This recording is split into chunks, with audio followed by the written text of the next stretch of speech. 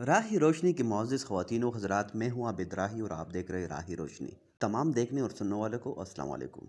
नाज़रीन किराम, हमारी आज की वीडियो का मौजू है बेहद दिलचस्प होने के साथ साथ चंद ऐसे हक़ाइक़ पर भी मुश्तमिल है जिन्हें सुनकर ना सिर्फ आप हैरान रह जाएंगे बल्कि यकीनन आपका ईमान भी ताज़ा हो जाएगा। मुसलमान होने की हैसियत से हम सब जानते हैं कि कुरान पाक अल्लाह ताला की तरफ से नाजिल करदा आखिरी अलहामी किताब है जो अल्लाह ताला ने अपने महबूब नबी आका दो जहां हज़रत मोहम्मद मुस्तफ़ा सल्लल्लाहु अलैहि वसल्लम पर नाजिल की। कुरान मजीद की अलमियत पर दिल से यकीन रखना ही हमारे ईमान की मजबूती की अलामत है। कुरान मजीद को अल्लाह ताला की नाजिल करदा किताब मानना, इसमें दिए गए अहकामात को पढ़कर इन पर अमल की पूरी कोशिश करना और इस बात पर दिल से यकीन रखना कि कुरान मजीद के बाद इस दुनिया में इस जैसी एक सूरत तो क्या एक आयत भी नहीं आएगी।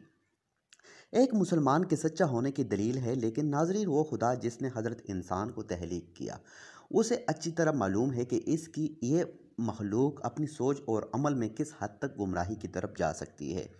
चुनांचे जब कुरान मजीद नाजिल हो और काफिरों ने हस्ब तवक्कुफ पर इस पर झूठा होने के फतवे जारी लगाए और कहा गया कि नाउज़ुबिल्लाह ये सब मनगढ़ंत है, सो इस बात के ज़िक्र अल्लाह ताला ने कुरान पाक में भी किया और काफिरों को मुखातिब करके ये चैलेंज दिया कि अगर वो इस किताब को किसी इंसान की कावश समझते हैं तो दुनिया भर से मुनसिफीन और शोरा को इकट्ठा करके या जिसकी भी मदद कर लेना चाहे वो लेकर इस किताब जैसी एक सूरत ही बना ले।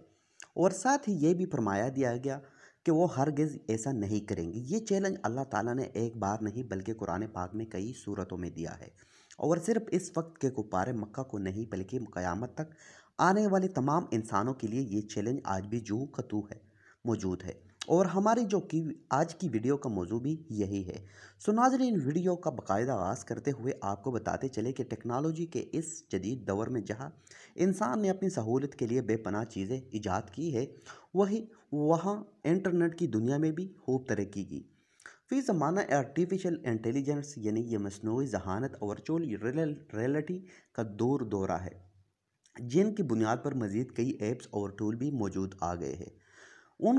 उन्हों में से एक लैंग्वेज टूल के बहुत ज़्यादा चर्चा है, जैसे चैट जीपीटी का नाम दिया जा रहा है। सो नाज़रीन ग्रामी, चैट जीपीटी दरअसल एक ऐसा टूल है जो इंसान के लिए एक वर्चुअल असिस्टेंट के तौर पर काम करता है। ये एक टूल है जो कि वर्चुअली अपनी यूज़र से बाकायदा बात भी करता है और इसकी ऐसी क्वालिटी की बिना पर उसे चैट जीपीटी का नाम दिया गया। चैटिंग करते हुए आप ना सिर्फ उससे किसी इंसानी असिस्टेंट की तरह गुफ्तगू कर सकते हैं बल्कि उसे मुख्तलिफ हिदायत देकर अपनी मर्जी बात किसी भी ज़ुबान में लिखवा सकते हैं। इसके मुंतज़िर आम पर आने से लेकर अब तक इंटरनेट सारिफीन ने चैट जीपीटी से कई काम लिए हैं। इसका दावा वो कुछ भी लिख सकता है। चुनांचे इसके दावे को चेक करने के लिए कुछ लोग इस हद तक चले गए कि उन्होंने उसे नाऊज़ुबिल्लाह कुरान मजीद जैसी एक सूरत लिखने का कह दिया। वैसे तो बहसीत मुसलमान हमें ये ज़ीब नहीं देता कि हम किसी भी मसनूई मशीन से ऐसा कोई काम लें। ये कुरान मजीद की तौहीन है और हमारे ईमान पर भी एक सवालिया निशान है। फिर भी चूँकि एक आम हिस्सा है और आम इंसान की तरह ये इंसान को ऐसे ऐसे काम करने पर मजबूर कर देता है कि शायद उसे कभी ख्वाब में भी ना सोचे हो।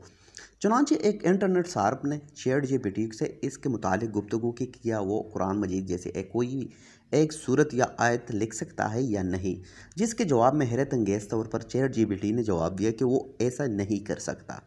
उसे कहना था कि ये चूँकि अलहामी किताब है और अल्लाह ताला के अपने अल्फाज है, लिहाजा वो इस जैसा खुद से कुछ भी करेक्ट नहीं कर सकता। मज़ीद बातचीत के बाद चैट जीपीटी का कहना था कि वो कुरान मजीद का अंदाज़ा गुफ्तगू और बातें का भी तो कर सकता है लेकिन कुछ नया लिख नहीं सकता। चुनांकि जब उसे मुकम्मल इंस्ट्रक्शन दी गई तो उन्हें फॉलो करते हुए चैट जीपीटी ने एक सूरत एग्ज़ाम्पल के तौर पर बना डाली। सूरत का नाम सूरत नारियल लिखा और कुरानी आयतों की शक्ल में चंद लाइनें कुरान पाक के अंदाज़े बयान और अल्फाज के रद्द व बदल की मदद से लिखी। इन लाइनों को पढ़कर यह साफ तौर पर समझा जा सकता है कि ये अल्फाज और जुमले जो इस टूल ने नाऊज़ुबिल्लाह अपनी बनाई हुई सूरत में इस्तेमाल किए हैं वो इसने कुरान मजीद से ही उठाए हैं। मुख्तलिफ आयतों का जायज़ा लेकर कहे से कुछ अल्फाज उठाए और कहीं से कुछ और एक जुमला तैयार कर लिया। सो मौज़ दोस्तों, दरअसल ऐसे ही काम करता है कि एक हेल्पिंग टूल को बनाने वालों ने इसकी मेमोरी को में एक मखसूस अरसे तक का डेटा इसमें भर दिया है। यानी अगर आप इस टूल से जो भी पूछा जाता है, जो कुछ भी उसे लिखने के लिए कहा जाता है, वो मिनटों में अपनी मेमोरी खंगाल लेता है और अगले ही लम्हे धड़कते बिलाशुबा ये बहुत ज़बरदस्त टूल है और इसकी कारकर्दगी नहायत हैरत अंगेज़ है। लेकिन इसके बावजूद समझने की बात यह है कि ये तो इंसान का अपना ही बनाया हुआ एक टूल है जिसकी हदूद और लिमिट्स है जिनसे वह बाहर नहीं जा सकता। कुरान मजीद के हवाले से दुनिया भर में मुसलमानों के जितना ही डेटा भी होगा वो यकीनन इसमें मौजूद होगा और वो इसके मुतालिक कुछ न कुछ लिख सकता था। लेकिन एक चैलेंज जो कायनात के रब ने दिया और वो जब इसने वाज़ेह तौर पर कहा हो कि अपने पर मददगार भी बुला लो, जिसे भी चाहो बुला लो, फिर भी तुम ये नहीं कर सकोगे, तो इसके बाद कोई गुंजाइश बाकी नहीं रहती कि इंसान अपनी शिकस्त नहीं तस्लीम कर ले। इंसान रब की बनाई हुई मखलूक है। अब चाहे वो चांद पर भी पहुंच जाए, समंदर की गहराइयों तक जा पहुंचे या ज़मीन की वसतें मार ले, अल्लाह ताला ने इसके लिए एक हद मुकर्रर कर दी है जिसके बाहर वो एक कदम भी नहीं रख सकता। चुनांचे ChatGPT वो बिल्कुल इस दुनिया के तमाम जिन व इंस की तरह ही अल्लाह ताला के इस चैलेंज के मुकाबला नहीं कर सकता, क्योंकि अल्लाह ताला ने जो जहानत इंसान को दी है उससे बढ़कर तो स्नूगी मशीनें कुछ भी नहीं कर सकती। सो प्यारे दोस्तों, कुरान मजीद अल्लाह ताला की किताब है जिसके लिए अल्लाह ताला ने फरमाया कि क़यामत तक इसकी हिफाजत मेरे ज़िम्मा है। इसके बाद भी कम से कम कोई मुसलमान तो इस किताब को नकल करने के बारे में सोच भी नहीं सकता। अलबत्ता गैर मुस्लिमों से कुछ भी बाइद किया जा सकता है, वो क्या सोचते हैं, ये क्या करता है। ज़माना नबूवत से लेकर आज तक बेदीन लोगों से इस्लाम के अहकामात और कुरान पाक का मजाक उड़ाया और इस किताब को नुकसान पहुंचाने की कोशिश की। आज तक इस जदीद दुनिया और जदीद माशरे में भी कोई मरतबा सुन में आता है कि कहीं कुरान पाक की बेहुरमती हो रही है, कई आयतों का मजाक उड़ाया जा रहा है और कहीं अल्लाह ताला को चैलेंज किया जाता है। लेकिन आज तक कोई इंसान सदियों बाद भी कुरान पाक हरफ तक को भी इधर से उधर नहीं कर पाया। यही कि मौजज़ा कुरान पाक का नहीं कोई इसकी नकल कर सकता है और ना ही कोई एक नुक्ते के बराबर नुकसान पहुंचा सकता है, क्योंकि इसकी हिफाजत रब कायनात के हाथ में है। चुनांचे बहैसियत मुसलमान कम अज़ कम हमें ऐसी किसी भी गुमराही में नहीं पड़ना चाहिए। आखिर में दुआ है कि अल्लाह ताला हम सबको दीन इस्लाम को समझने और इस पर मुकम्मल तौर पर अमल करने की तौफीक अता फरमाए। आमीन सुम्मा आमीन।